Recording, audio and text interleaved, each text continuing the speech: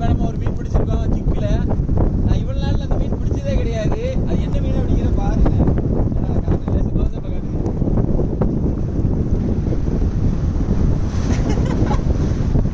என்னால நம்பவே முடியல. டேய் நீ யாடா எடுத்த அப்படின்னு.